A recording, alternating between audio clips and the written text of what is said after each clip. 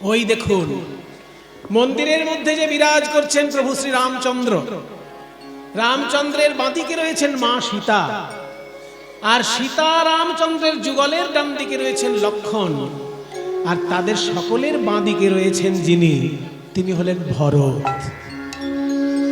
রামচন্দ্র আর ভরত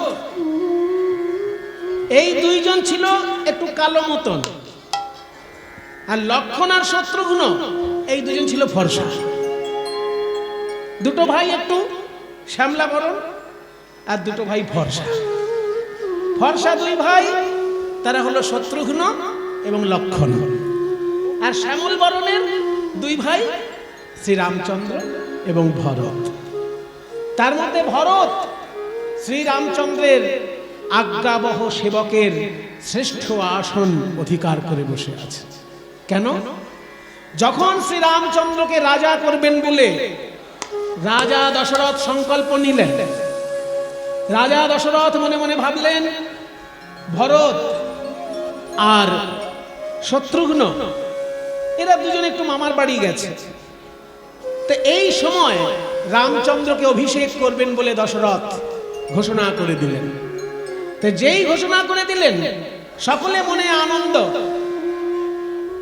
যে রামচন্দ্র রাজা হবেন, দশরথের পরেই সিংহাসনে বসবেন, সবাই খুব খুশি। জানেন মা কইকেয়ী কি করছিল? একটা মালা গাচ্ছেন রামচন্দ্রকে পরাবেন বলে, যে আমি রামচন্দ্রের সৎ মা, কিন্তু সে যেন আমাকে সৎ মা না ভাবে, সেই জন্য আমি তাকে যে স্নেহ করি কৌশল্যার মতনই তাকে ভালোবাসি, আমি কোনো কম ভালোবাসি না। এইটার জন্য মা আমার নিজে হাতে রামচন্দ্রের জন্য মালা গাচ্ছে। কিন্তু এই রকম শুভ মুহূর্তে হয়ে গেল একটা দুর্ঘটনা। মন্থরা চলে এলো কইকেয়ীর কাছে। কইকেয়ীর কাছে এসে বলে, ও কইকেয়ী, তুমি মালা গাচ্ছ কার জন্য? বলে আমাদের ছেলে রামের জন্য।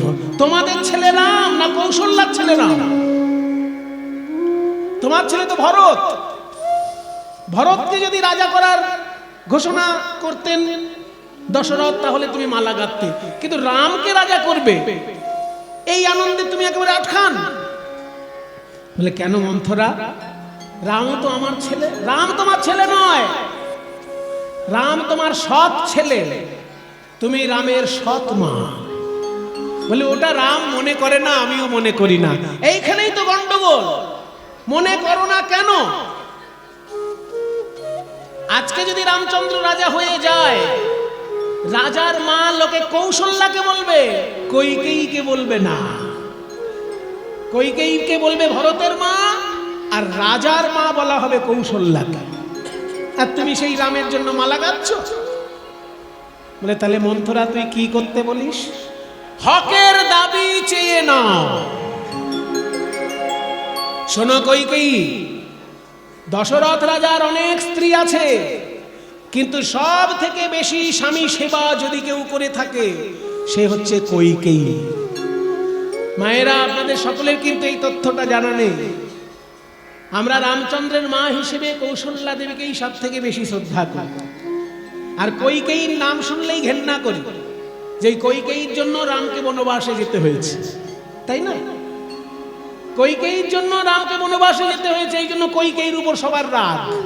কিন্তু আপনারা শুনলে অবাক হবেন যে দশরথ রাজা যতবার অসুস্থ হয়েছেন এই কইকেয়ী সেবা করেছে। মা কইকেয়ীর মতন পতিপরায়ণা স্ত্রী দ্বিতীয় নেই।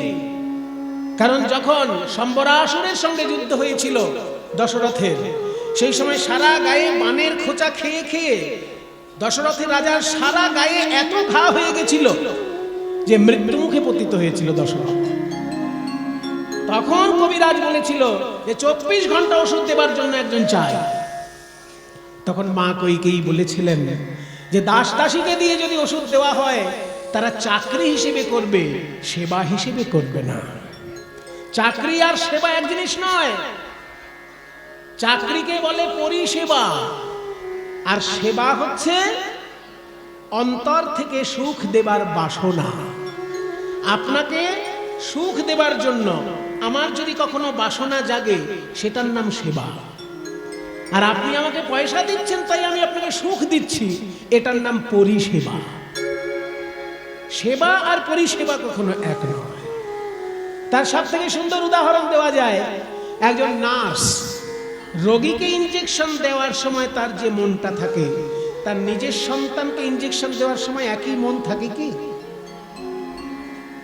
রোগীকে ইনজেকশন দেওয়ার সময় ভাবে কতক্ষণে তাড়াতাড়ি দিয়ে দিতে পারলেই বাঁচি, কিন্তু যখন নিজের ছেলেকে ইনজেকশন দিতে হবে তখন কত কি ভুলিয়ে ভালিয়ে, ওই দেখ বাবা পাখি উড়ে যাচ্ছে, ওই পাখি। তাহলে ছেলেকে যখন সেবা করছে সেই সেবার মধ্যে পরিপূর্ণ আন্তরিকতা, আর যখন রোগীকে চিকিৎসা করছে তার মধ্যে দায়িত্ববোধ। আন্তরিকতা আর দায়িত্ববোধ আলাদা হয়ে যায় সেবা আর পরিষেবার মধ্যে। সেই জন্য দাস দাসীকে দিয়ে যদি ওষুধ দেওয়াই দশরথকে, তারা পরিষেবা দেবে, সেবা করবে। আমি হলাম তার ধর্মপত্নী কইকেয়ী, আমি 24 ঘন্টা খাওয়া ঘুম বন্ধ করে দিলাম, সারাক্ষণ রাজাকে আমি ওষুধ দেব গায়ে। তাই মা কইকেয়ী খাওয়া ঘুম বন্ধ করে দিয়ে 24 ঘন্টা দশরথ রাজার গায়ে ওষুধ দিয়েছিলেন। সেই যাত্রায় দশরথ রাজা বেঁচে গেছিলেন। আর একবার দশরথ রাজার একটা এই নখের আগায় ফোড়া হয়েছিল, সেই ফোড়াটা কোনো ওষুধেই সারছে না। শেষকালে বললেন একটা টোটকা আমি বলতে পারি। টোটকা হলো যে এই ফোড়াটা যদি কারোর মুখের মধ্যে দেওয়া হয় তার গরম লালা লেগে এই ফোড়াটা ফাটবে, অন্য কোনো উপায়ে এই ফোড়া ফাটবে না। তো এই ফোড়া যদি মুখের মধ্যে ফাটে তাহলে তো পুজ রক্ত সবকিছু মুখে চলে যাবে। সব রাজকন্যা গিন্নি হয়ে এসেছে দশরথ রাজা, কেউ ওই ফোড়া মুখে নেবে বলুন?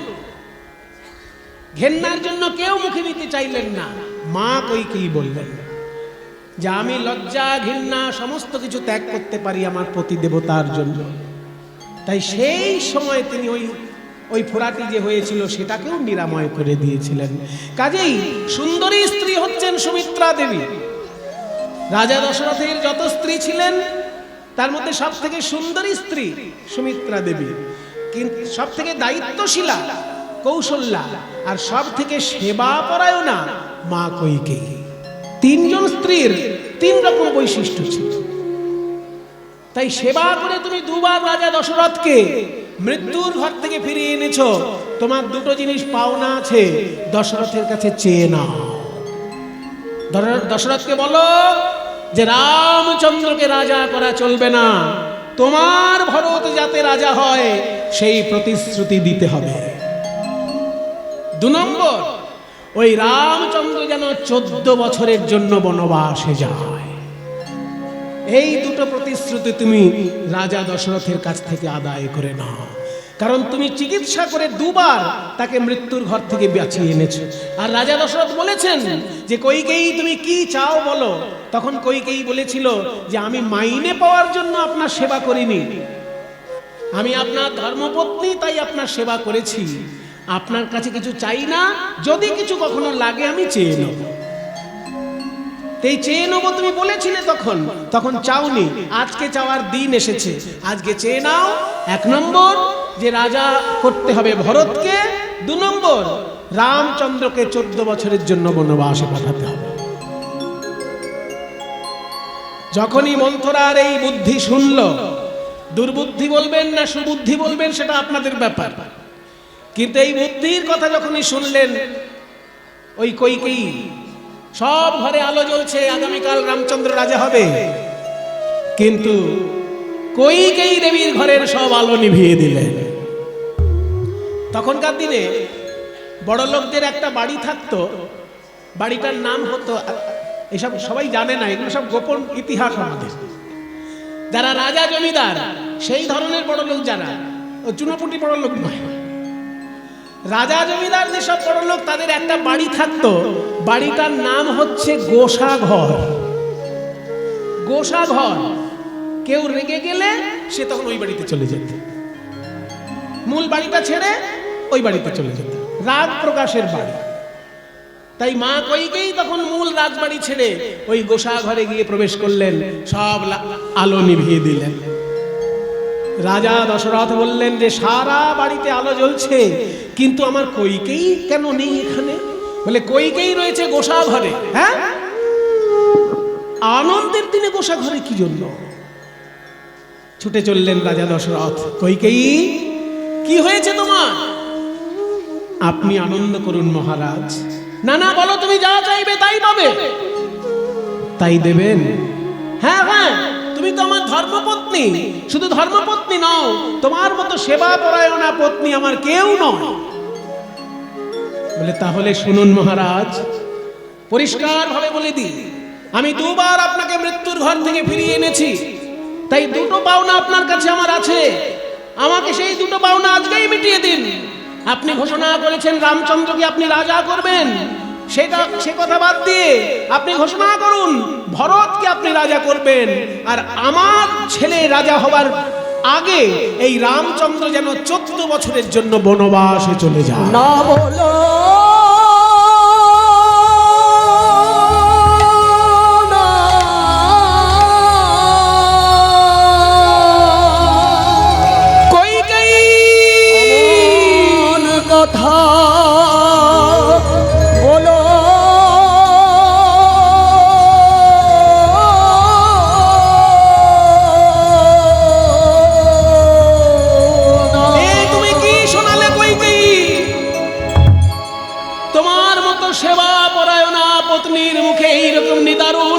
শুনতে হলো আমায়। আমার দৃঢ় বিশ্বাস তুমি তোমার মুখ দিয়ে এই কথা বলছো না, অন্য কারোর কথা তুমি তোমার মুখ দিয়ে বলছো কইকেয়ী। একটা জিনিস জেনে রাখো, আমার প্রাণের সম্পদ রামচন্দ্র জগতের কল্যাণের জন্য জন্মগ্রহণ করেছে। ও যদি সিংহাসনে বসে জগতের কল্যাণ হবে, অধর্ম দূর হবে, ধর্মরাজ্য প্রতিষ্ঠা হবে, কিন্তু সেটা তুমি চাইছো না। তুমি ভরতকে রাজা করতে বলছো, সে করব, আমার এত বড় রাজত্বের অর্ধেক অংশ আমি ভরতকে না হয় দিয়ে দেব, কিন্তু রামকে তুমি বনবাসে পাঠিও না কইকেয়ী, রামকে বনবাসে পাঠিও না। আমি দুটো পাওনা চেয়েছি, দুটোই আমার চাই।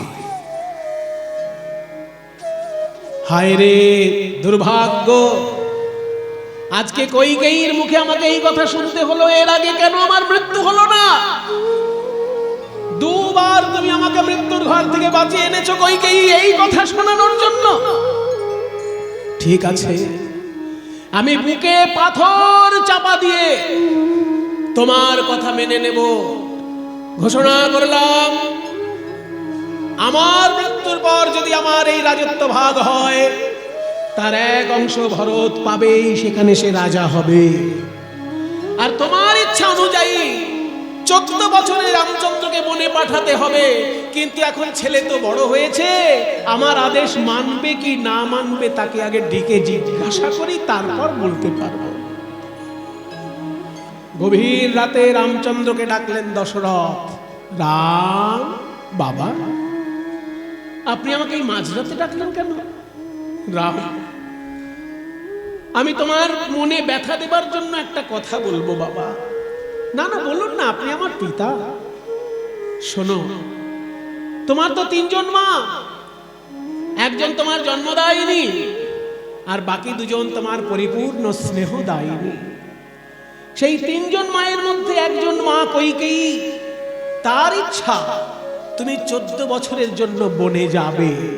আমি কি তোমাকে সেই আদেশ দিতে পারি? রামচন্দ্র হাত জোড় করে বলছেন, বাবা, আমার এই পৃথিবীতে আগমনের জন্য দায়ী কে? আপনি। আপনার হৃদয়ে সদিচ্ছা জেগেছিল যে আমার একটি ছেলে আসুক এই পৃথিবীতে, তবে তো আমি জন্ম নিয়েছি। কাজেই আপনার জন্যই আমার এই পৃথিবীতে আসা, আমার এই পুরো জীবনটাই আপনার দান। এই জীবন তো সে কাজই করবে আপনি যা চাইবেন। আপনি যদি বলেন আমি সিংহাসনে বসে যাব, আর আপনি যদি বলেন আমি 14 বছর কেন, আমার বাকি সারা জীবন আমি ওই বনে জঙ্গলে কাটিয়ে দিতে পারি।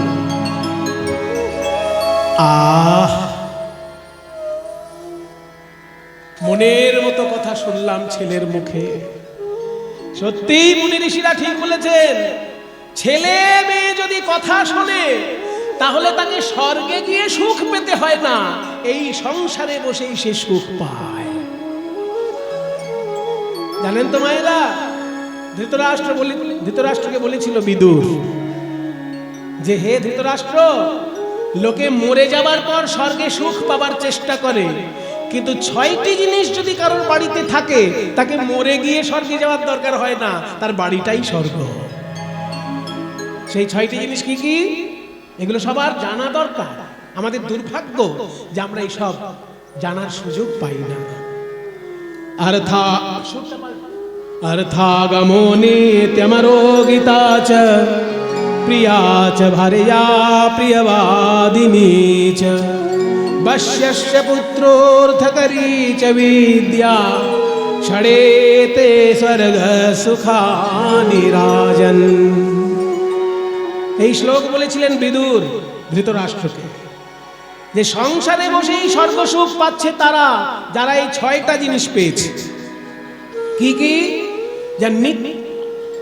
অর্থাগম নিত্যম, যার বাড়িতে প্রতিদিন পয়সা ঢুকছে, তাকে মরে গিয়ে সুখ পেতে হবে না, সে বাড়িতে বসেই সুখ পাবে।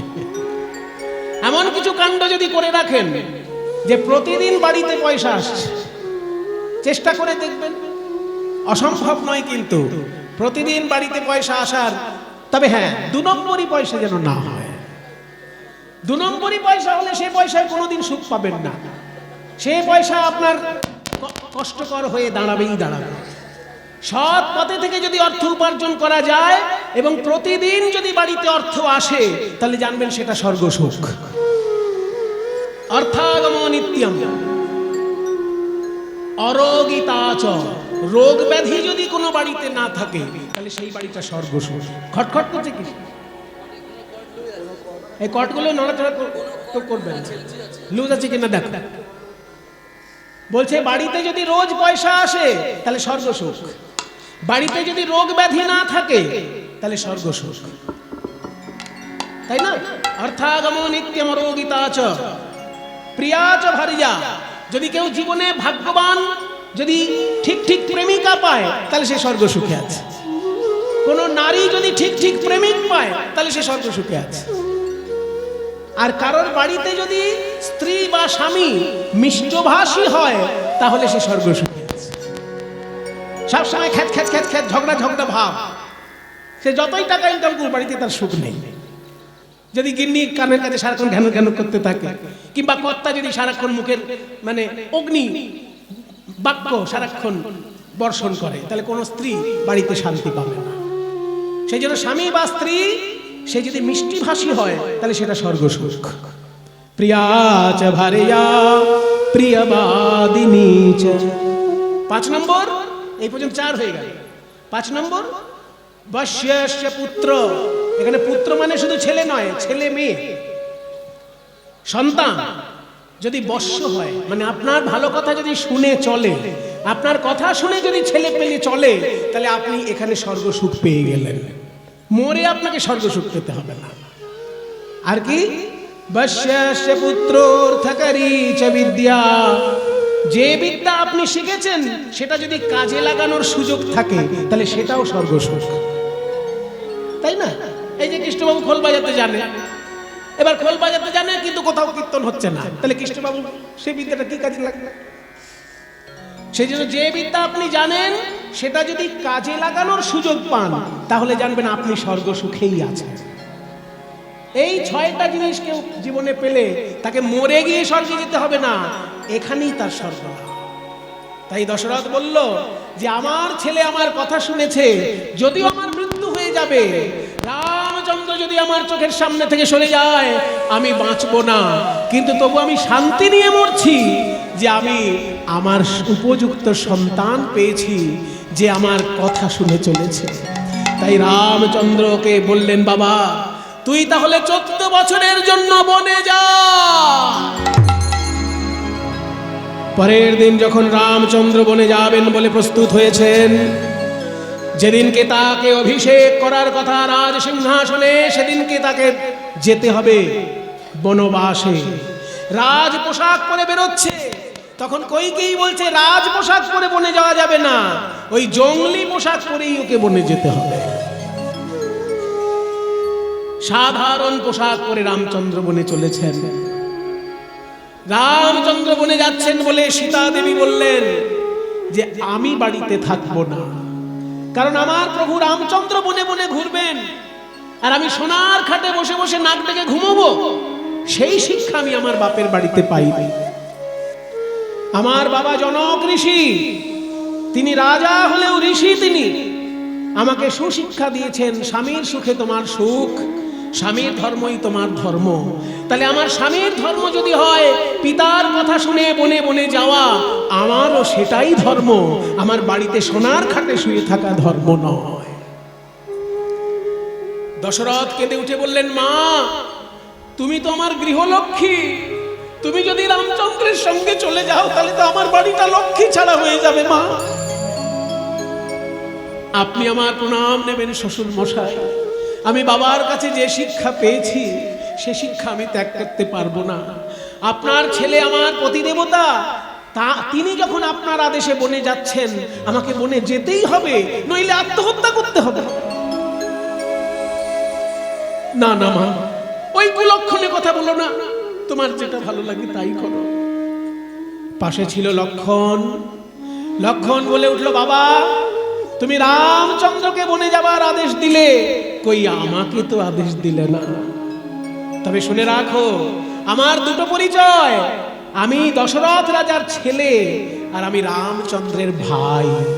সেই জন্য দশরথ রাজার ছেলে হিসেবে আমি তোমাকে প্রণাম জানাই, আর রামচন্দ্রের ভাই হিসেবে তার প্রতিরক্ষার জন্য, তার সুরক্ষার জন্য তার সঙ্গে আমাকে বনে যেতেই হবে।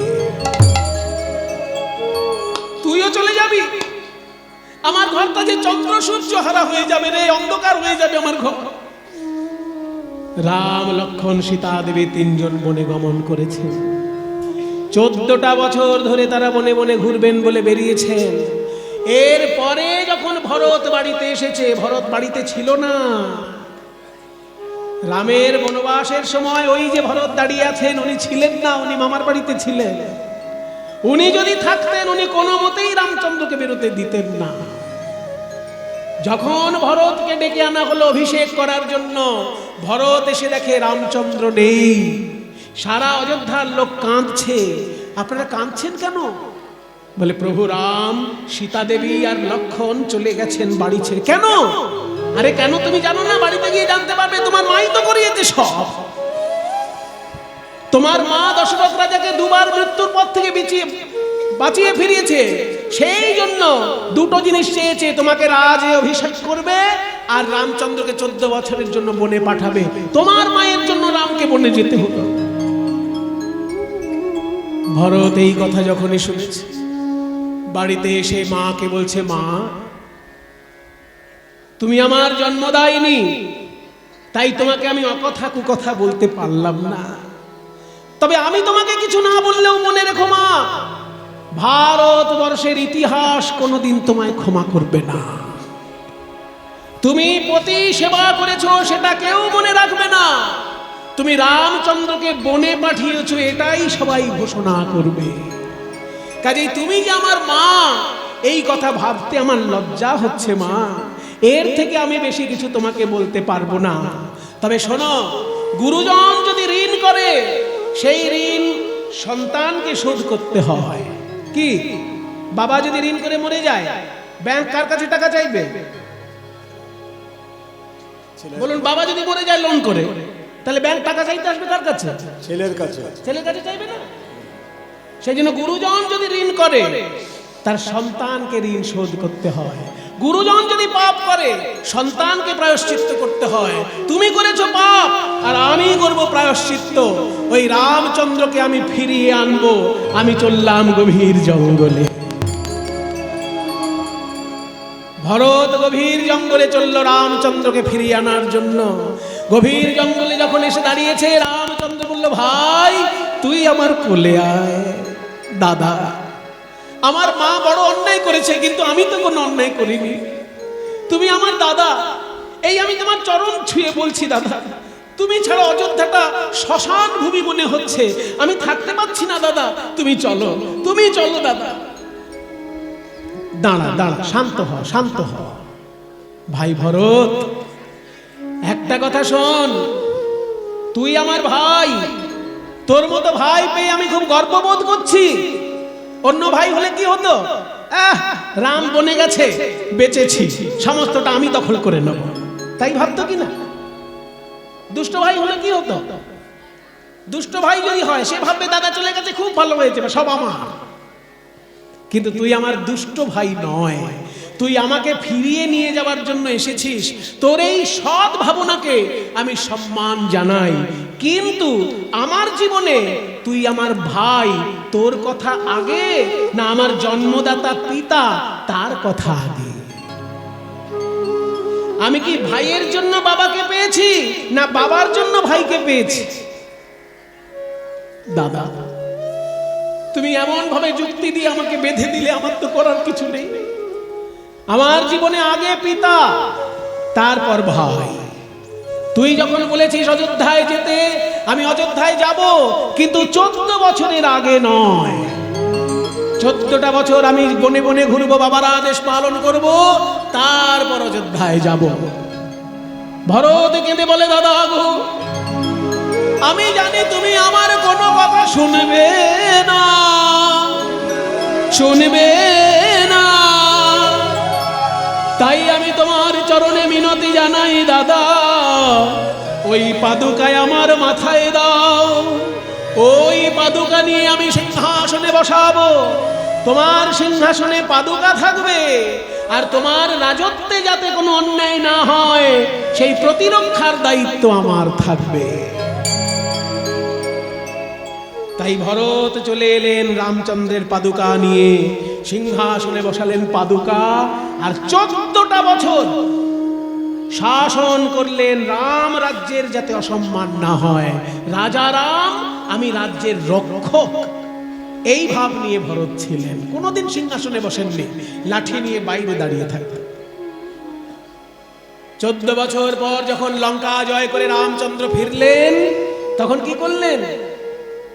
সকলকে দান করতে লাগলেন রামচন্দ্র। সিংহাসনে এসে বসলেন। ভরতকে যখন কিছু দিতে গেলেন, আয় ভরত, আমি তোকে কি দেব বল, তোকে আমার অদেয় কিচ্ছু নেই, তুই আমার সিংহাসনে বসিসনি, আমার পাদুকা রেখে 14 বছর শাসন করেছিস, বল তুই আমার কাছে কি চাস? তখন ভরত কেঁদে বলেছিল, দাদা গো, আমি তোমার কাছে একটা জিনিস চাইবো, তোমাকে দিতেই হবে, বল তুই কি চাস? আমি তোমার ভাই হয়েছি, তাই তোমার উপর আমি কোনো জোর খাটাতে পারি নাই, কিন্তু ওই দেখো জঙ্গলের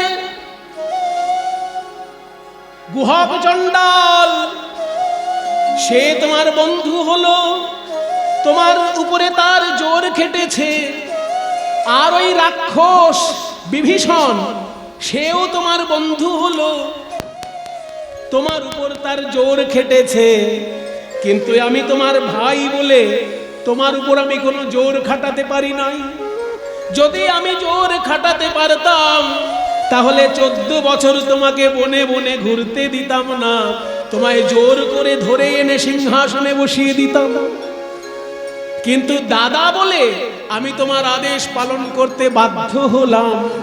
আমি তোমার কাছে এই মিনতি জানাই, পরজন্মে যদি আবার তোমার আমার জন্ম হয়, আর যেন ভাই করো না, এবার আমায় বন্ধু করে জনম দিও, আমায় বন্ধু করে জনম দিও, ওগো দাদা গো,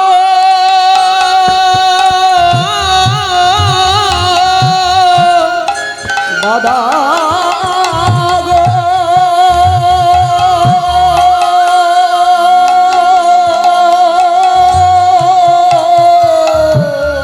আমি যদি তোমার বন্ধু হতাম, জোর করে ধরে টেনে এনে সিংহাসনে বসিয়ে দিতাম, কারণ বন্ধুর উপর অধিকার থাকে, দাদার উপর সেই অধিকার থাকে না। দাদা যেহেতু গুরুজন, তার আদেশ পালন করতে বাধ্য ছিলাম, জোর খাটাতে পারিনি। তাই আমি তোমায় সিংহাসনে বসিয়ে দিতাম, কিন্তু সেটা তো তুমি করতে দিলে না। তুমি বন্ধুর কথা শুনলে, কিন্তু ভাইয়ের কথা শুনলে না। তাই আমি আগামী জন্মে যেন তোমার বন্ধু হয়ে আসতে পারি, মনের মতো করে তোমার সেবা করব, বন্ধু করে জনম দিও। মনের মতো করে তোমার সেবা করব, বন্ধু করে জনম দিও। মনের মতো করে তোমার সেবা করব, তুমি বাধা দিলেও মানব না গো। মনের মতো করে সেবা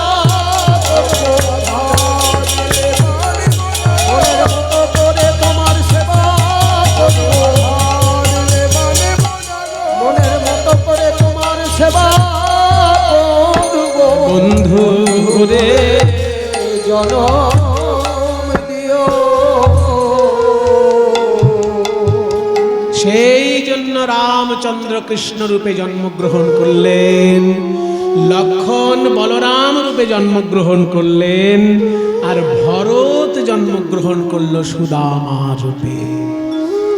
যারা যোগ সাধনায় খুব গভীরভাবে ডুবে যেতে পারে, তারা এই 8টি অলৌকিক ক্ষমতার অধিকারী হয়ে যায়। অনিমা, মহিমা, গরিমা, লঘিমা, এই যে হনুমানজি, এই সব সিদ্ধির অধিকারী উনি। অনিমা মানে, বলে অনিমা তো একটা নাম, সেটা আবার মানে কি রে বাবা? একজনের নাম অনিমা হতে পারে। আমার দিদির নাম অনিমা, আমার 3টে দিদি আছে, তার মধ্যে ছোট দিদির নাম অনিমা। তো অনিমা তো নাম হতে পারে, অনিমা আবার মানে কি? অনিমা মানে হচ্ছে অনুর মতো ছোট হয়ে যাবার ক্ষমতা। অনু থেকে অনিমা। অনিমা মানে অনুর মতো ছোট হয়ে যাবার ক্ষমতা, মানে অদৃশ্য হয়ে যাওয়ার ক্ষমতা। মিস্টার ইন্ডিয়া,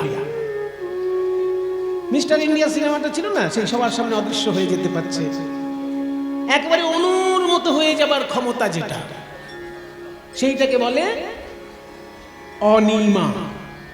আর মহিমা মানে মহা হয়ে যাবার ক্ষমতা, মানে বিরাট হয়ে যাবার ক্ষমতা, এটাকে বলে মহিমা। গরিমা মানে ভারী হয়ে যাওয়ার ক্ষমতা, গুরুতর। গুরু মানে ভারী হয়ে যাবার ক্ষমতা। যেমন ওনাকে নড়ানো যাচ্ছিল না, ওনার লেজটা নড়াতে পারছে না রাবণ, আর হনুমানকে নড়াবে কি?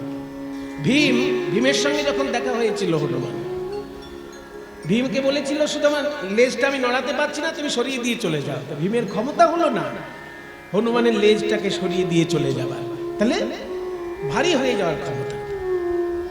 আবার হালকা হয়ে যাওয়ার ক্ষমতা, তাকে বলে লঘিমা। লঘিমা মানে লঘু বা হালকা হয়ে যাওয়ার ক্ষমতা। হালকা যদি হয়ে না যান, তাহলে ওই যে যখন সেই রামায়ণে আপনারা শুনেছেন না, লবকুশ যখন হনুমানকে ধরে নিয়ে এলো সীতা দেবীর কাছে, তখন বলছে, কই ভাই, আমাকে তোরা কাঁধে নিয়ে চল। এবার কাঁধে নিতে গিয়ে এত ভারী হয়ে গেছে হনুমান, যে কিছুতেই হনুমানকে কাঁধে নিতে পারলো না লব আর কুশ। হ্যাঁ, মানে এত ভারী হয়ে গেছে। ওই যে বললাম ভারী হয়ে যাওয়ার ক্ষমতা, আবার হালকা হয়ে যাওয়ার ক্ষমতা। ভারী হয়ে যাওয়ার ক্ষমতাকে বলে গরিমা, আর হালকা হয়ে যাওয়ার ক্ষমতাকে বলে লঘিমা। তো এত ভারী হয়ে গেছে হনুমান যে লবকুশ কাঁধে তুলতে পারছে না। শেষকালে লবকুশ করলো কি, হনুমানের লেজ ধরে টানতে টানতে নিয়ে যাচ্ছে। তখন হনুমান মনে মনে ভাবলো যে আমি ভাবলাম ওদের কাঁধে উঠবো, ওরা বেশ আমাকে কাঁধে করে নিয়ে যাবে ভাবলো, এমন আমি আমার যোগ ক্ষমতা দেখালাম, ভারী হয়ে গিয়ে এখন আমাকে লেজ ধরে টানতে টানতে নিয়ে, আমার তো গা ছুলে যাচ্ছে। তখন হনুমান বলছে, ওরে লবকুশ, এইবার তোরা আমাকে কাঁধে কর, দেখ আমি হালকা হয়ে গেছি। শেষকালে লবকুশ এসে হনুমানকে দেখে এতই হালকা যে শোলার মতন হালকা হয়ে গেছে। সেই হনুমানকে কাঁধে নিয়ে লবকুশ সীতা দেবীর কাছে হাজির হয়েছে। তাহলে এই যে হনুমান প্রভু রামচন্দ্রের সর্বশ্রেষ্ঠ ভক্ত, সমস্ত সিদ্ধিতে তিনি লাভ করেছেন। হনুমানের প্রণামে কি বলা হয়? মনোজবম মারুততুল্য বেগম জিতেন্দ্রিয়ম বুদ্ধিমতাং বরিষ্ঠম वातात्मजं वानरयूथमुख्यं श्रीरामदूतं शरणं प्रपद्ये। श्रीरामदूतं शरणं प्रपद्ये। श्रीरामदूतं शरणं प्रपद्ये।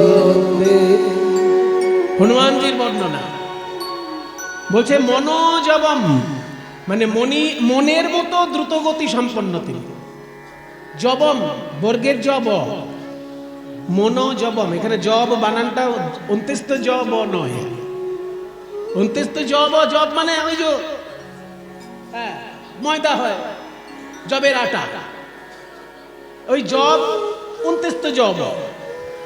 আর বর্গের জব, জব মানে হচ্ছে গতি। মনোজবম মানে মনের মতো দ্রুতগতি সম্পন্ন তিনি। মারুততুল্য বেগম, পবনের মতন তার বেগ। জিতেন্দ্রিয়ম, তিনি ইন্দ্রিয়কে জয় করার ক্ষমতা ধরেছেন। বুদ্ধিমতাং বরিষ্ঠম, দেখতে হনুমান বানরের স্বরূপে থাকলে কি হবে, উনি বুদ্ধিমানের মধ্যে শ্রেষ্ঠ। বুদ্ধিমতাং বরিষ্ঠম। বাতাত্মজম মানে পবনের পুত্র। বানরযূথ মুখ্যম, বানরদের দলের উনি সর্বশ্রেষ্ঠ সেনাপতি। বানরযূথ মুখ্যম। শ্রীরামদূতম, শ্রীরামচন্দ্রের দূত স্বরূপ। সীতা দেবীর কাছে যখন রামচন্দ্রের বার্তা বহন করে নিয়ে গেছিলেন, রামচন্দ্রের হাতের আংটিটা রামচন্দ্র দিয়ে দিয়েছিলেন যে এইটা নিয়ে যা, তবে সীতা দেবী বুঝতে পারবে যে তুই আমার দূত হয়ে যাচ্ছিস। তাই সীতা দেবীর কাছে রামচন্দ্রের দূত হয়ে এসেছেন তিনি। শ্রীরামদূতম শরণং প্রপদ্যে।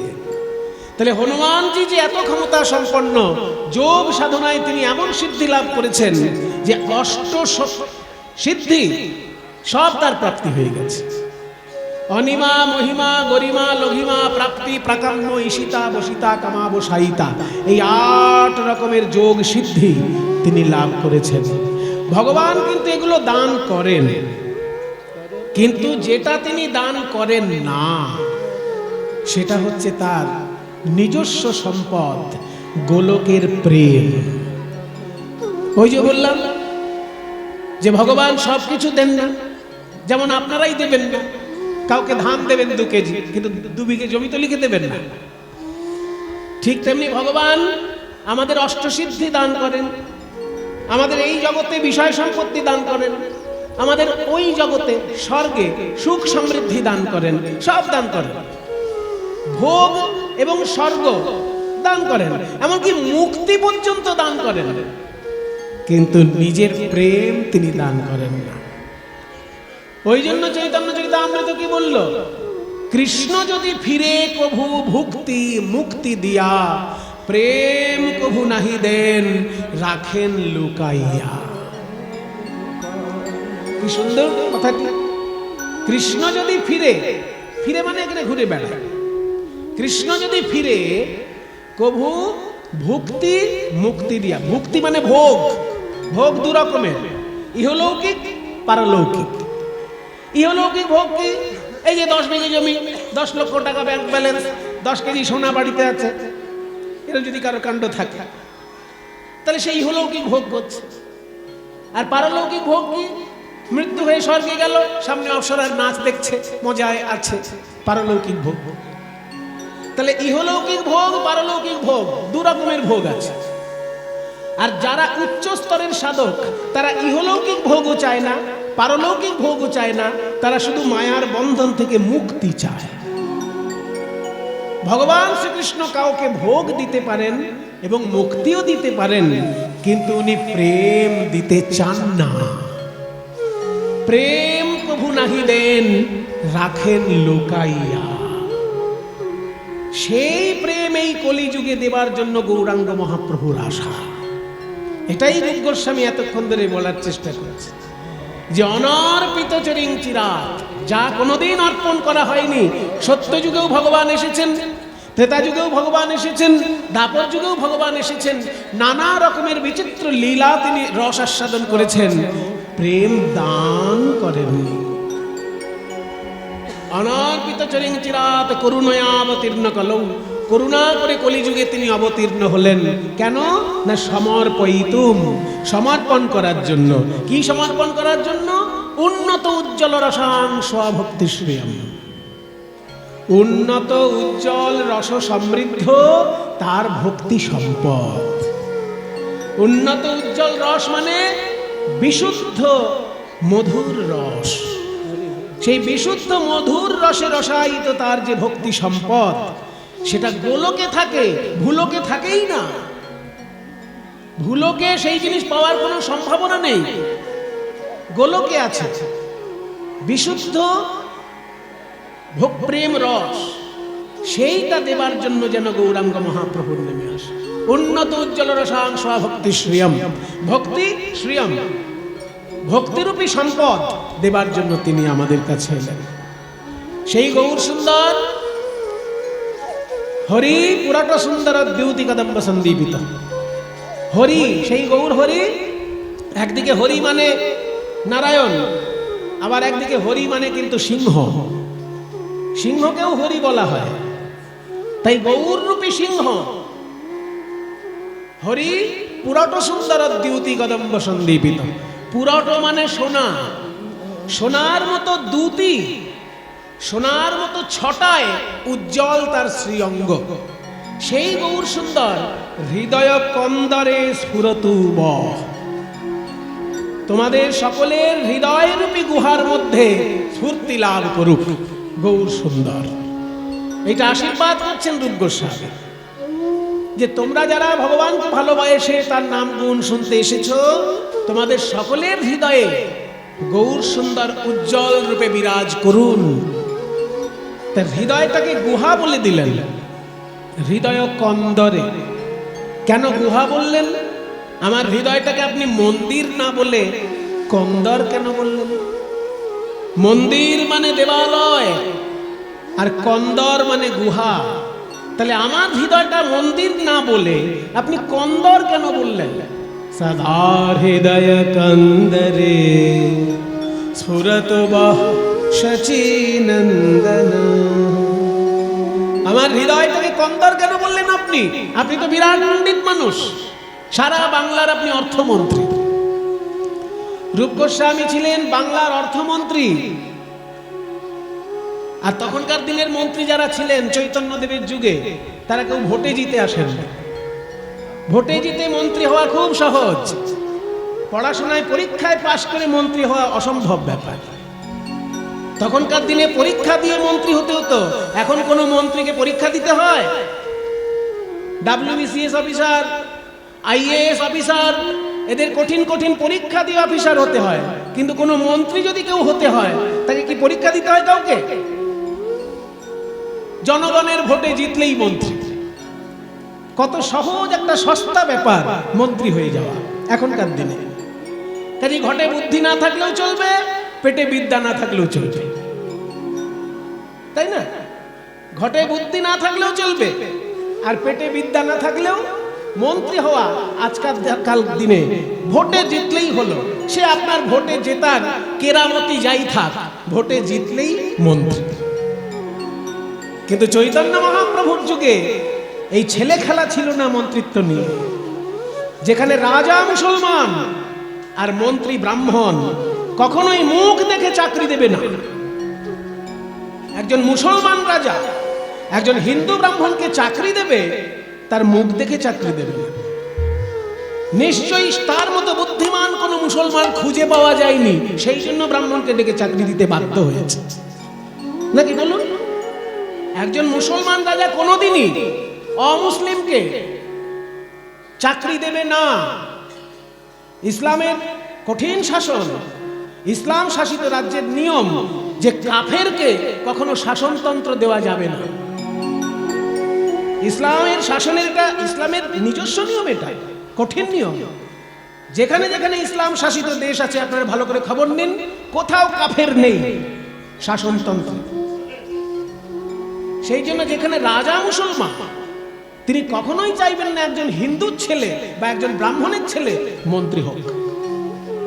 কিন্তু রূপ গোস্বামীকে মন্ত্রী করতে বাধ্য হয়েছেন, সনাতন গোস্বামীকে মন্ত্রী করতে বাধ্য হয়েছেন। কেন? তাদের বিদ্যা বুদ্ধির জোরে, ভোটের জোরে নয়, বিদ্যা বুদ্ধির জোরে রূপ সনাতনকে মন্ত্রী করতে বাধ্য হয়েছেন আলাউদ্দিন হোসেন শাহ, বাংলার নবাব। সনাতন হচ্ছেন তখন প্রধানমন্ত্রী, রূপ গোস্বামী হচ্ছেন অর্থমন্ত্রী। সেই অর্থমন্ত্রী যখন মন্ত্রিত্ব ত্যাগ করে গৌরাঙ্গ মহাপ্রভুর চরণে শরণাপন্ন হলেন, এই শ্লোক লিখলেন, বলছেন গৌরাঙ্গ সিংহের মতো বিরাজ করুক তোমার হৃদয় গুহায়। হৃদয়টাকে গুহা বললাম বলে তোমাদের মনটা খারাপ হয়ে গেল? তাহলে শোনো কেন গুহা বললাম। আমাদের হৃদয় এককালে মন্দির ছিল, কিন্তু আজকে কন্দরে পরিণত। কবে আমাদের হৃদয় মন্দির ছিল? যেদিন আমরা মাতৃগর্ভে ছিলাম, যেদিন আমি মায়ের গর্ভে ছিলাম, সেদিন আমার ভিতরে কাম বলে কোনো পদার্থ ছিল না, আমার ভিতরে ক্রোধ বলে কোনো পদার্থ ছিল না, আমার মধ্যে লোভ বলে কোনো পদার্থ ছিল না। তাহলে কাম, ক্রোধ, লোভ, মোহ, মদ, মাৎসর্য, এই যে সব পশুর দল, এগুলো একটাও ছিল না যখন আমি মায়ের গর্ভে ছিলাম। সেই জন্য তখন আমার হৃদয়টা ছিল মন্দির। কিন্তু যখনই মাতৃগর্ভ থেকে বাইরে এসে আস্তে আস্তে বড় হতে লাগলাম, এক এক করে পশু প্রবেশ করতে লাগলো আমার হৃদয়ে। কাম এলো, ক্রোধ এলো, লোভ এলো, মোহ, মদ, মাৎসর্য এলো। আর কি আমার হৃদয়ে মন্দির থাকলো? গুহায় পরিণত হয়ে গেল। কিন্তু কোন গুহায় যদি সিংহ প্রবেশ করে, সেখানে অন্যান্য পশু থাকতে পারে না। সিংহ হচ্ছে রাজা। ঠিক তেমনি হে গৌর সুন্দর, তুমি তো গোলকের রাধা কৃষ্ণের মিলিত তনু, সিংহের মতো বিক্রম নিয়ে তুমি আমার হৃদয়ে বিরাজ করো, যাতে কাম, ক্রোধাদি পশুর দল এখান থেকে অনায়াসে চলে যায়। নিতাই গৌর হরি বল। অনর্পিত চরিং চিরাত করুণায়াবতীর্ণঃ কলো সমর্পয়িতুমুন্নতো জ্বলো রসা स्वभक्ति श्रियम् राधा भाव सबलितं राधा भाव द्युति सबलितं तं नौमि कृष्ण स्वरूपम् अनर्पित चरिं चिरात् अनर्पित चरिं चिरात् करुणयावतीर्णा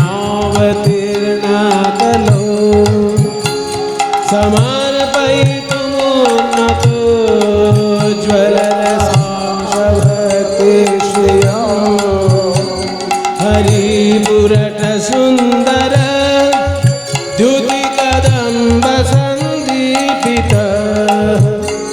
सदा सुरतु वक्षसि नन्दना सुरतु वक्षसि नन्दना सुरतु वक्षसि नन्दना सुरतु वक्षसि नन्दना सुरतु वक्षसि नन्दना सुरतु वक्षसि नन्दना। জয় নিতাই। উপস্থিত সকল গৌর গোবিন্দ অনুরাগী ভক্তবৃন্দ, সবার শ্রীচরণে আমার কোটি কোটি দণ্ডবত প্রণাম। জয় নিতাই। একটু ব্যাসটা কমাবে তো, মাইকে ব্যাসটা কমাবে একটু, আর রিভার্ব পুরো অফ করে দেবে, কারণ বদ্ধ জায়গা তো ইকো হয়ে যাচ্ছে। যে সংস্কৃত শ্লোকটি আমি বললাম, এই শ্লোকটির রচয়িতা হলেন শ্রীপাদ রূপ গোস্বামী। এখনো কিন্তু ব্যাসটা কমেনি, দরকার হলে একটু ট্রেবল বাড়াও, ট্রেবলটা একটু বাড়াও। হ্যালো হ্যালো, হ্যাঁ এইবার এসেছে।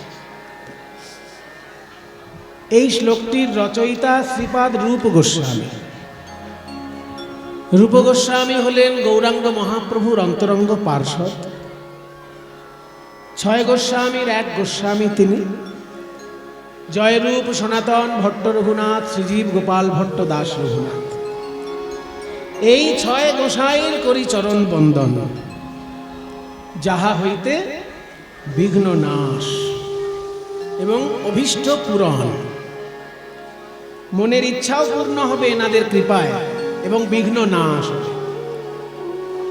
সেই রূপ গোস্বামীর 6 গোস্বামীর মধ্যে একজন রূপ গোস্বামী, তার লেখা এই শ্লোক। এই শ্লোকে তিনি বলছেন চৈতন্য মহাপ্রভু কেন এলেন আমাদের মধ্যে। খুব সহজ সরলভাবে বলছেন, সংস্কৃত ভাষায় লেখা বলে আমাদের মতন সাধারণ মানুষের কাছে এটা দুর্বোধ্য, কিন্তু মানেগুলো যদি একবার বুঝে নেন দেখবেন আপনাদেরও ভালো লাগবে।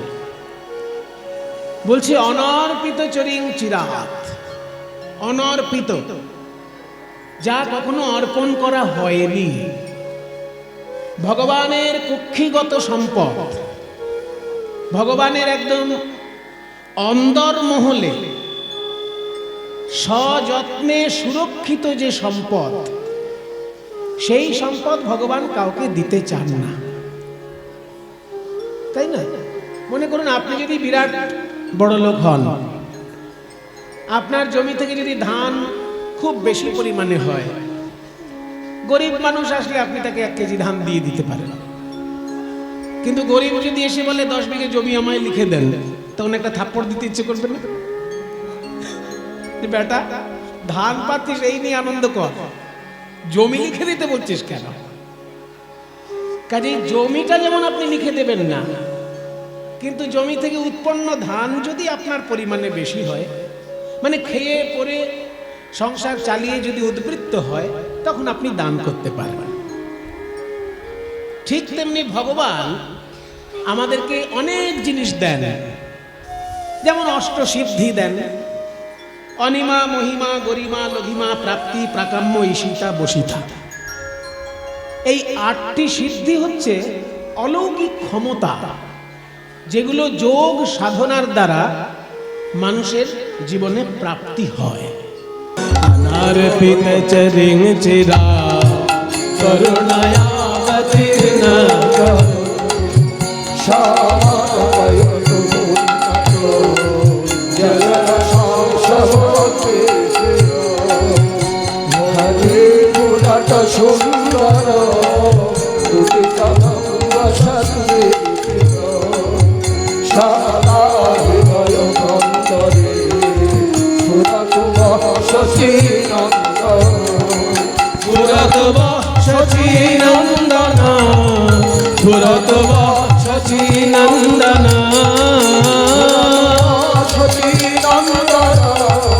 পুরত শচীনন্দন, সদা হৃদয় কন্দরে পুরত শচীনন্দন।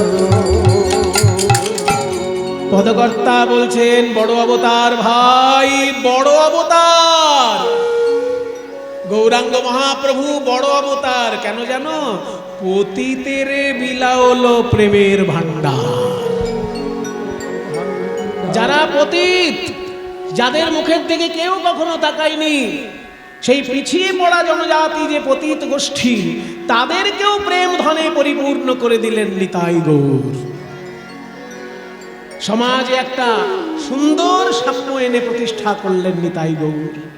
এখানে বৈষ্ণব সমাজ এমন একটা সমাজ, যেখানে ব্রাহ্মণ তার ব্রাহ্মণত্বের অহংকার ত্যাগ করে মন শুদ্ধ করে, আর যে অব্রাহ্মণ সে অব্রাহ্মণত্বের অসুচি রূপ পরিত্যাগ করে ব্রাহ্মণের মতন পবিত্র জীবন পরিচালিত করে।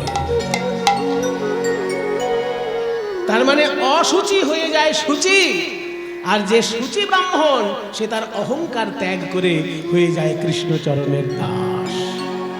এই অপূর্ব বৈষ্ণব সমাজ দান করলেন আমার নিতাই গৌর। তাই বলছি গৌরাঙ্গ করুণার কথা এক মুখে কহিবারে নারী। গৌরাঙ্গ করুণার কথা কহিবারে নারী। দেখো সংকীর্তন মাঝে নাচে কুলের গোহারি। ওই সংকীর্তন মাঝে নাচে কুলের হারি। ওই সংকীর্তন মাঝে নাচে কুলের হারি। ওই সংকীর্তন মাঝে নাচে কুলের হারি। আবার কি বড় অপরূপ ভাই রে আমার গোরা চাঁদের লীলা। বড় অপরূপ ভাই রে, বড় অপরূপ ভাই রে, গোরা চাঁদের লীলা। দেখো রাজা হইয়া কাঁধে করে বৈষ্ণবের ঝোলা। ওই রাজা হইয়া কাঁধে করে বৈষ্ণবের ঝোলা। যারা রাজা হয় তাদের একটা অহংকার কাজ করে, কিন্তু গৌরাঙ্গ মহাপ্রভু এমন লীলা করেছেন যে রাজা তার অহংকার ত্যাগ করে কাঙালের বেশ ধারণ করে মহাপ্রভুর কাছে এসেছে। উড়িষ্যার রাজা প্রতাপরুদ্র মহাপ্রভুর সঙ্গে দেখা করতে চেয়েছিলেন। মহাপ্রভুকে উত্তর পাঠালেন যে আমি রাজার সঙ্গে দেখা করার জন্য পুরীধামে আসিনি, আমি জগন্নাথের জন্য পুরীধামে এসেছি। রাজার সঙ্গে দেখা করলে আমার পাপ হবে। এত বড় কথা বলার মতো সাহস ছিল গৌরাঙ্গ মহাপ্রভু। রাজাকে বলছে যে রাজার সঙ্গে দেখা করলে আমার পাপ হবে। বলুন, এত বড় কথা বলার মতো সাহস থাকা চাই তো। সেই সাহসটা মহাপ্রভুর ছিল। মহাপ্রভু বলেছিলেন যে বিষয়ীর অন্ন খাইলে মলিন হয় মন, মলিন মনে নাহি হয় শ্রীকৃষ্ণ স্মরণ। রাজা হচ্ছে বিষয়ী আর আমি হচ্ছি বিষয়ে ত্যাগী।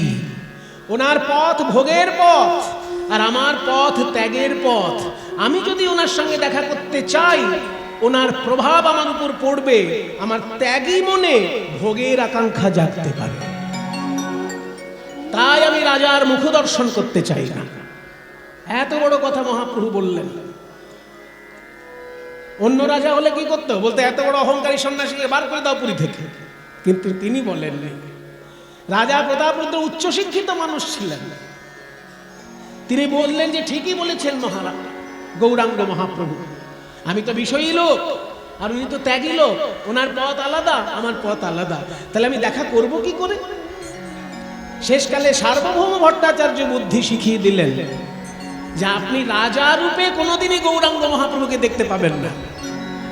আপনাকে রাজ পোশাক ত্যাগ করে কাঙাল বৈষ্ণবের বেশে, কাঙাল বৈষ্ণবের বেশে দ্বাদশ অঙ্গ তিলক শোভিত করে ওই মোটা মোটা সোনার হার পরে যেতে পারবেন না, মোটা মোটা তুলসী মালা পরে যেতে হবে।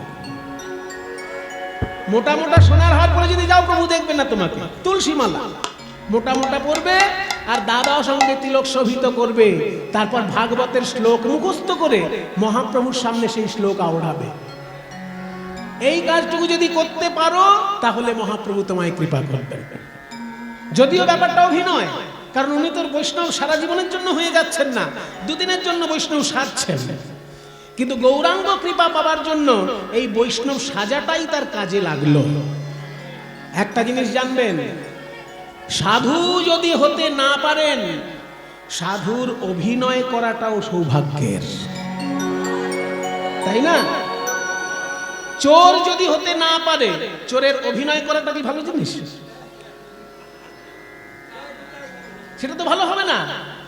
যে চোর নয় কিন্তু অভিনয় করতে হচ্ছে চোরের, জিনিসটা তো ভালো হলো না। কিন্তু সাধু নয় অথচ সাধুর অভিনয় করছে, কাজটা তো ভালো। তাকে দেখে দুজনের তো অন্তত ভক্তি উদয় হবে। সে হয়তো সাধু নয়, কিন্তু তাকে দেখে যে দুজন ভক্তিতে এগিয়ে গেল সেই লাভটা তো সমাজ পেল। যে অভিনয় করলো তার দ্বারা কোনো লাভ সমাজ পেল না, কিন্তু তাকে দেখে যারা এগিয়ে গেল ভক্তির পথে তাদের থেকে তো সমাজ উপকার পেল। তাই চোর যদি না হয় চোরের অভিনয় করাও ভালো নয়, কিন্তু সাধু যদি না হয় সাধুর অভিনয় করাও ভালো। তাই রাজা প্রতাপ রুদ্র সাধুর অভিনয় করে কাঙাল বৈষ্ণবের বেশ ধারণ করে দ্বাদশ অঙ্গ তিলক শোভিত করে মোটা তুলসীর মালা গলায় দিয়ে শ্রীমদ্ ভাগবতের শ্লোক যখন বলতে লাগলেন মহাপ্রভুর সামনে, মহাপ্রভু তাকে বুকে জড়িয়ে ধরলেন। তুমি মোরে দিলা বহু অমূল্য রতন, মোর কিছু দিবার নাই দিনু আলিঙ্গন, এই বলে মহাপ্রভু বুকে জড়িয়ে ধরলেন। তাহলে আমরা কি দেখলাম? যে রাজা হবার যে অহংকার থাকে সেই অহংকার চুরমার হয়ে গেল মহাপ্রভুর লীলা। রাজা হইয়া কাঁধে করে বৈষ্ণবের ঝোলা, ওই রাজা হইয়া কাঁধে করে বৈষ্ণবের ঝোলা। আর শুনবে, যবনেও নাচে গায় আবার বলে হরি নাম গো, যবনে নাচে গায়, যবনে নাচে গায় বলে হরি নাম গো। বলি হে নয় অবতারে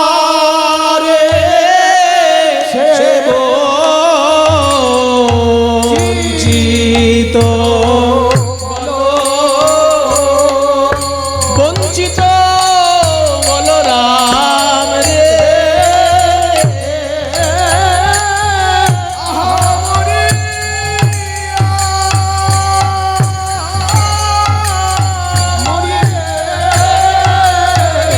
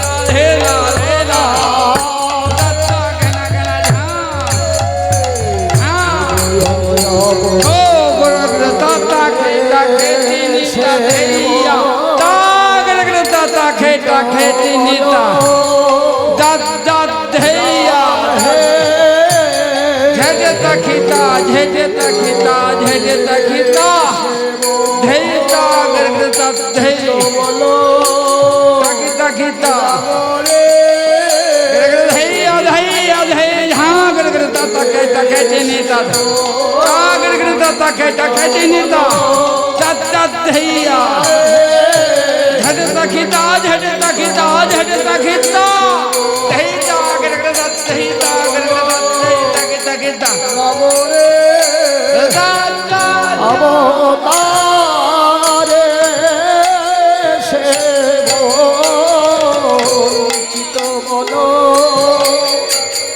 রাম হে বলো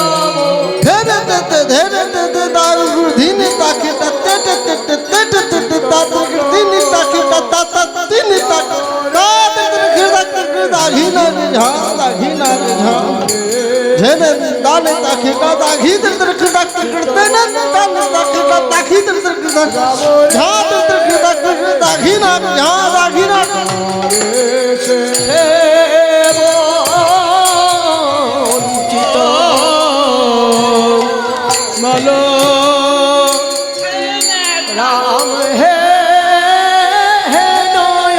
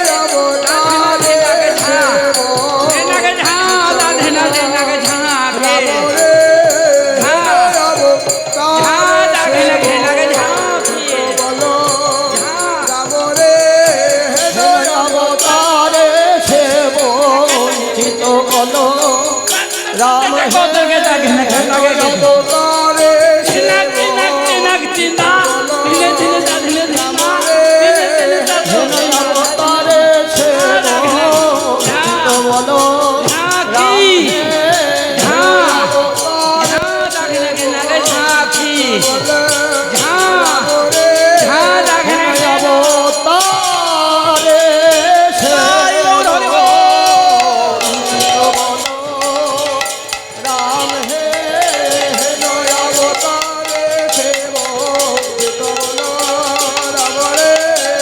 অবতারে সেবক বলো রাম হে অবতারে সেবক নয় অবতারে রাম হে নয় অবতারে সেবক বলো রাম রে নয় অবতারে সেবক বলো রাম রে নয় অবতারে সেবক বলো রাম রে নয় অবতারে সেবক বলো রাম হে নয় অবতারে সেবক বলো রাম রে নয় অবতারে।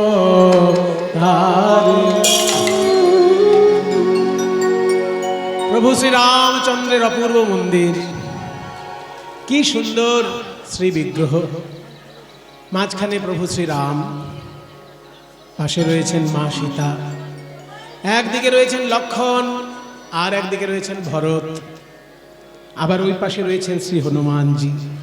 সবাই মিলে আমরা একবার প্রণাম করি। শ্রীরামচন্দ্রের একটা সুন্দর প্রণাম মন্ত্র আছে যাতে সকলকেই একসঙ্গে পাওয়া যায়। দক্ষিণে লক্ষ্মণ ধন্বী, মানে শ্রীরামচন্দ্রের দক্ষিণ দিকে ধনুর্ধারী লক্ষণ রয়েছেন। দক্ষিণে লক্ষ্মণ ধন্বী, বামত জানকী শুভা, বাঁদিকে মঙ্গলময়ী মা জানকী অর্থাৎ সীতা দেবী বিরাজ করছেন। পুরত মারুতির যস্য, যার সামনে রয়েছেন হনুমান। হনুমান থাকেন শ্রীরামচন্দ্রের সামনে, মানে ভগবান ভক্তকে ছাড়া থাকতে পারেন না, ওই জন্য ভক্তকে সামনে পুজো করিয়ে তারপর নিজে পুজো গ্রহণ করছে। যার জন্য ভগবানের সামনেই ভক্তের পুজো হচ্ছে, হনুমান সামনে রয়েছে। ভক্ত চান না কিন্তু ভগবান ছাড়েন না, সামনে ভক্তকে বসিয়েছে।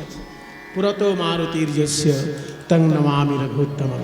সবাই মিলে আমরা একটু তুলসীদাসজির আশ্রয়ে প্রভু রামচন্দ্রকে একটু ডেকে নিই, তারপর কৃষ্ণলীলায় প্রবেশ করছি। শ্রীরাম শ্রীরাম শ্রীরামচন্দ্র কৃপালু ভজ মন হরণ ভব ভয় দারুণ। শ্রীরামচন্দ্র কৃপালু ভজ মন হরণ ভব ভয় দারুণ।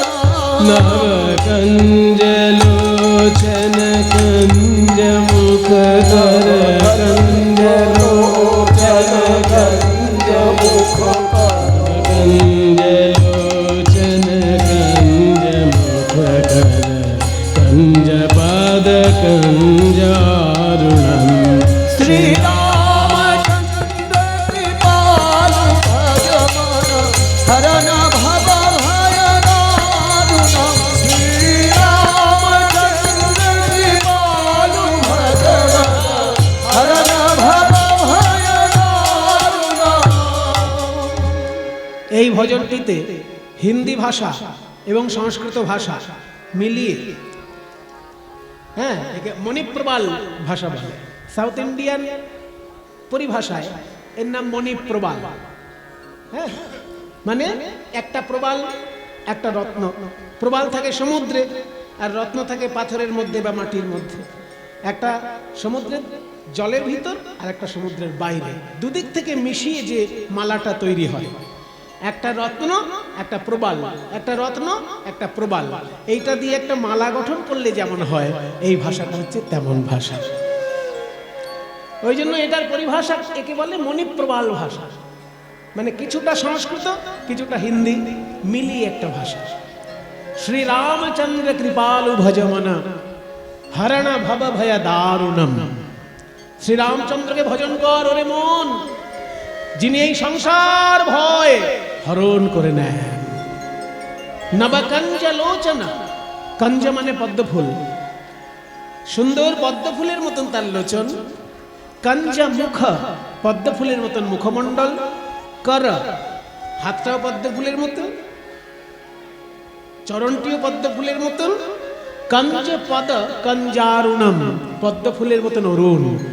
রক্তিমাভ, नव कंज लोचन कंज मुख कर कंज पद कंजारुणम श्री राम श्री राम श्री रामचंद्र कृपालु भजमान हरण भव भय दारुण श्री राम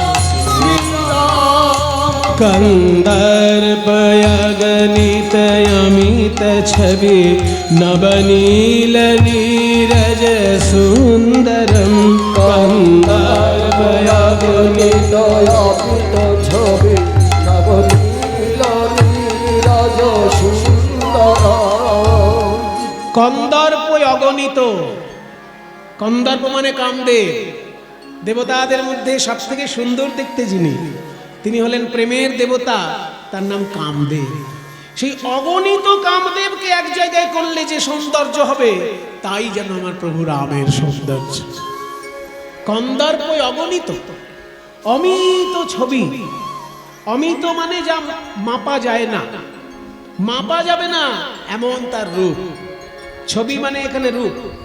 অমিত ছবি, নবনীল নীল যে সুন্দরম, নতুন নীল পদ্মের মতো সুন্দর। পিতাপাটা, ওই যে হলুদ কাপড় তিনি পরে আছেন, মানাহু মনে হচ্ছে দেখে, তাড়িত রুচি সূচি, বিদ্যুতের মতো যেন ঝলক দিচ্ছে, সূচি পবিত্র। নৌমি জনক সুতাবরম, নৌমি মানে প্রণাম করি, জনক সুতাবরম মানে জনক রাজার মেয়ে সীতা দেবী, তার পতিদেবতা শ্রীরামচন্দ্রকে প্রণাম করি। कंदर्पयगणित अमित छवि नवनील नीरज सुंदर ছবি নবনীল नीरज सुंदर पितपट मानह तड़ित रुचि शुचि नौमि जनक सुतावरम श्री राम श्री राम श्री रामचंद्र कृपालु भजमान हरण भव भय दारुण इति वदति तुलसीदास शंकर शेष मुनि मनरंजनम। इति वदति तुलसीदास शंकर शेष मुनि जनम। इति वदति तुलसीदास, तुलसीदास এই কথা বলছেন, শঙ্কর শেষ মুনি জন মনোরঞ্জন। শঙ্কর মানে শিব ঠাকুর, শেষ মানে শেষ নাগ। শেষ নাগ এবং শিব ঠাকুর আরো অন্যান্য যারা মুনি ঋষি আছেন, তাদের সকলেই যেন মনোরঞ্জন হচ্ছে প্রভু রামের রূপ দর্শন করে। एते वदति तुलसीदास शंकर शेष मुनि मनरंजनम। एते वदति तुलसीदास शंकर शेष मुनि जनरंजन मम हृदय कंज निवास कुरु कामादि खलदल गंजनम। আমার হৃদয়কঞ্জ নিবাস করু, আমার হৃদয় রূপী পদ্ম ফুলে তুমি এসে একবার বিরাজ করো প্রভু রাম। আর তুমি তো যুদ্ধ না করে থাকতে পারো না। রাবণের মতন দুষ্ট প্রকৃতির লোক যারা, তাদের সঙ্গে তুমি যুদ্ধ করেছো। জানো প্রভু, আমার হৃদয়ের মধ্যেও 6 জন রয়েছে দুষ্ট প্রকৃতির লোক, তারা রাবণের থেকেও ভয়ঙ্কর। ওই যে কাম ক্রোধ লোভ মোহ মদ মাৎসর্য, এই সব রাক্ষসের দল আমার বুকের মধ্যে বিরাজ করছে। তুমি তাদেরকে এসে একবার তুমি তাদেরকে এসে দমন করে দিয়ে যাও। মম হৃদয় কঞ্জ নিবাস কুরু কামাদি খলদল গঞ্জনম। মম হৃদয় কঞ্জ নিবাস কুরু कामादि खलदल गंजनम। श्री राम श्री राम श्री रामचंद्र कृपालु भजमान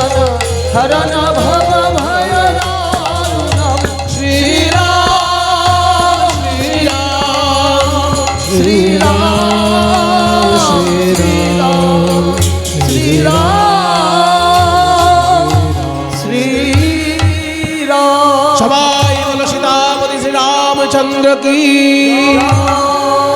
भरत शत्रुघ्न सह श्री लक्ष्मण देव की पवन पुत्र श्री हनुमान जी की आदि कवि वाल्मीकि मुनि की बंगार कवि कृत्तिवास झा की निज निज श्री गुरु महाराज की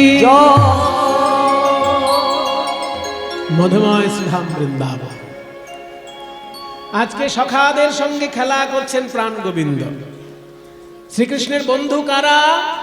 মায়েরা, আপনারা যখন ধ্যান করে বৃন্দাবন দেখবেন তখন শ্রীকৃষ্ণের চারিপাশে বন্ধুদেরকে দেখতে পাবেন, কিন্তু তাদের নামগুলো যদি জানেন তাহলে তো ধ্যান করতে সুবিধে হবে। তাই শ্রীকৃষ্ণের বন্ধুদের নামগুলো বলছি, একটু শুনে নিন। শ্রীদাম, সুদাম, দাম, বসুদাম, সুবল, মহাবল, সুবাহু, মহাবাহু, স্তোককৃষ্ণ, অর্জুন, লবঙ্গ, মধুমঙ্গল। কটা হলো? ও বাবা, আপনারা শুনেওছেন আবার গুনেওছেন। বাহ, 12 জন কৃষ্ণের বন্ধু। এই বন্ধুগণ ছাড়া আরো বন্ধু আছে কৃষ্ণের, তাদের নামগুলো বলে দিই।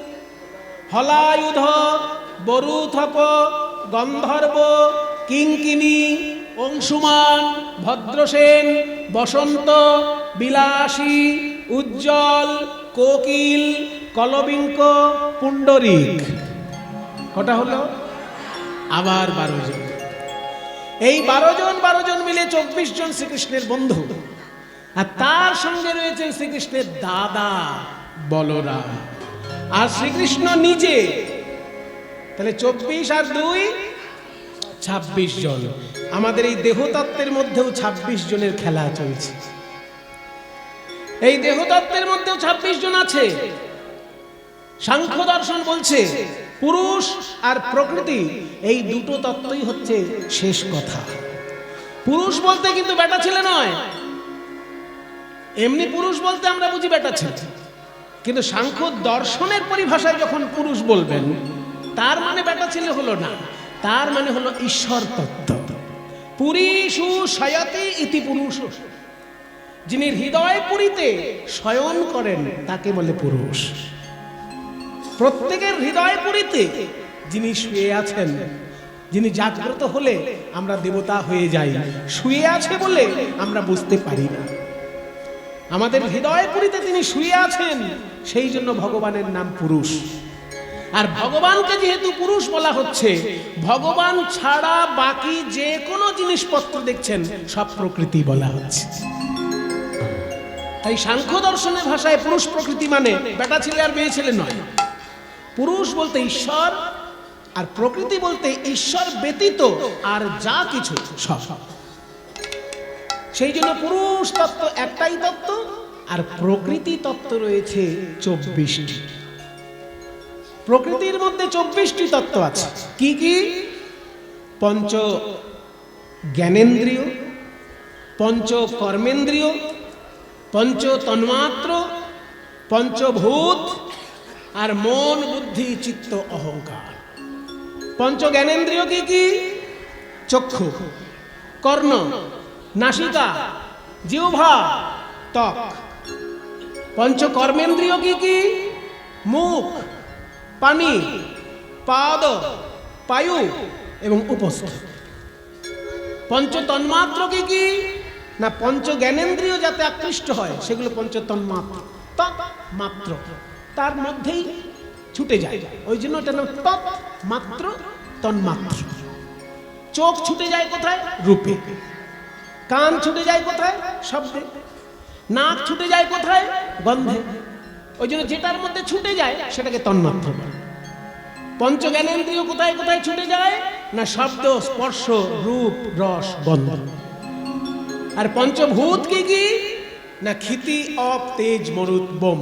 দেখুন, যে কটা তত্ত্ব বললাম, বিশ্ব ব্রহ্মাণ্ডে আপনি যে কোনো জিনিস খোঁজ করবেন এইগুলোর মধ্যেই ঘোরাফেরা করবেন। ক্ষিতি, অপ, তেজ, মরুত, বোম, পঞ্চতত্ত্ব। এই যে মাইকের স্ট্যান্ড সামনে রয়েছে, কি দিয়ে তৈরি? প্লাস্টিক আছে, লোহা আছে। লোহাটা কোথা থেকে বেরিয়েছে? মাটির ভিতর থেকে বেরিয়েছে। ক্ষিতি মানেই তো মাটি।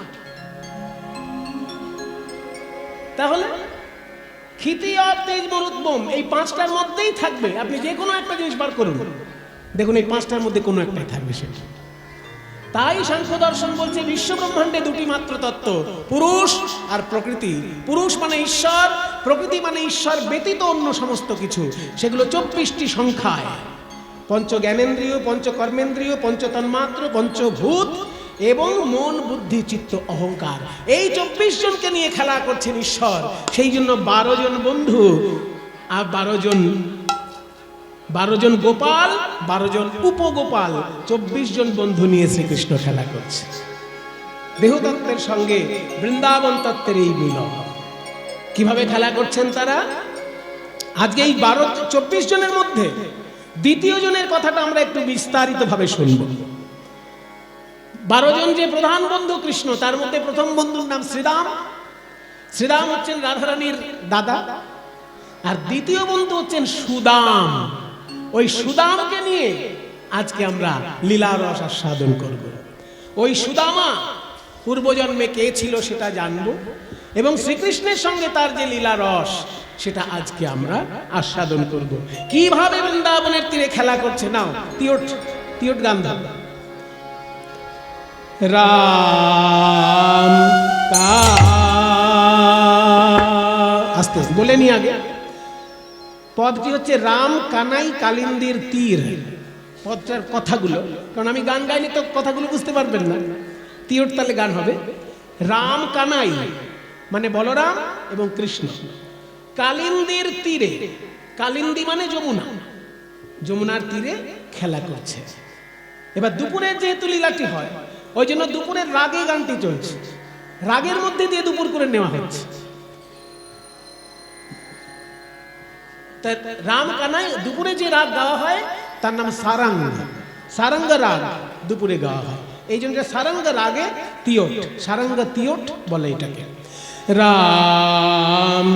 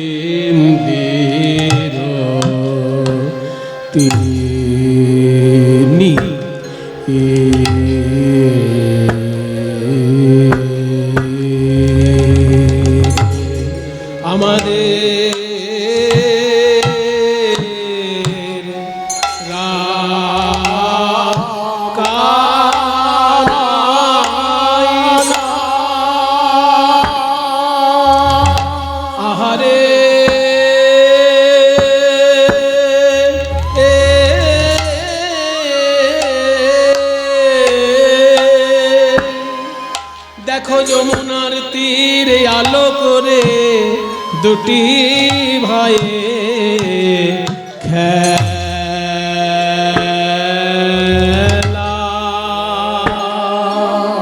খেলা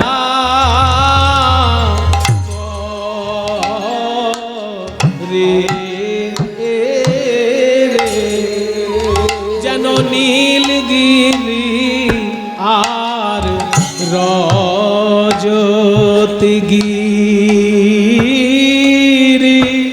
দুটি ভাইয়ে খেলা করে নীলগিরি আর রজতগিরি দুটি ভাইয়ে খেলা করে যেন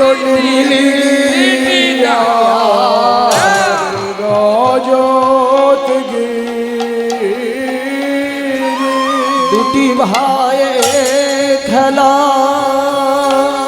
করে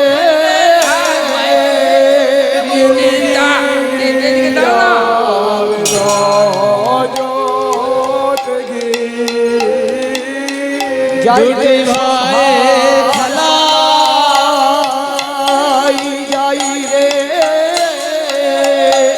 নীলগিরি আর রজতগিরি যাই রে শোভার ধেনে ধেনে দা ধেনে ধেনা হারি ধেনে ধেনে দা ধেনে ধেনা ধেনে ধেনে দা ধেনে ধেনা যমুনার তীরালো করি ধেনে দা ধেনে ধেনা আর ধেনে ধেনে দা ধেনে ধেনা রজতগিরি ধেনে ধেনে দা ধেনে ধেনা দা ধেনে ধেনা যমুনার তীরালো করি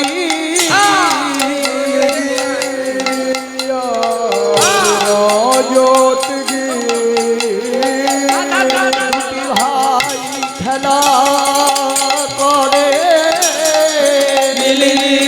আর রজতগিরি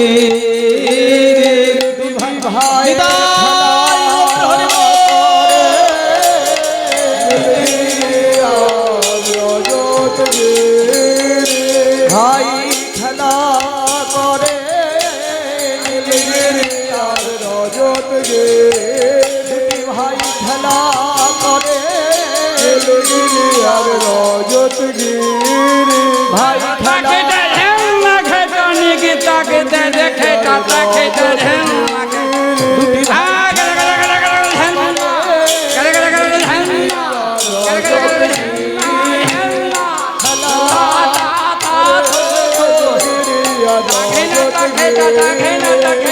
খেলা করে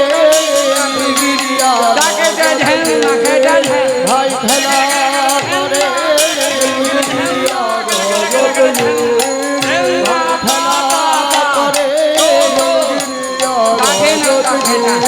যমুনা তীরা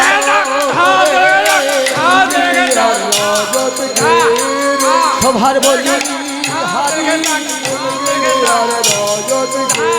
যাই রে সভার বলি হারি যমুনা তীরালো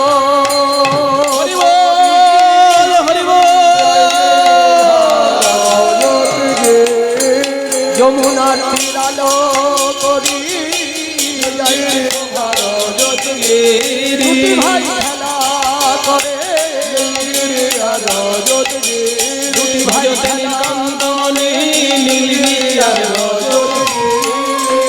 আহামরি রে রাম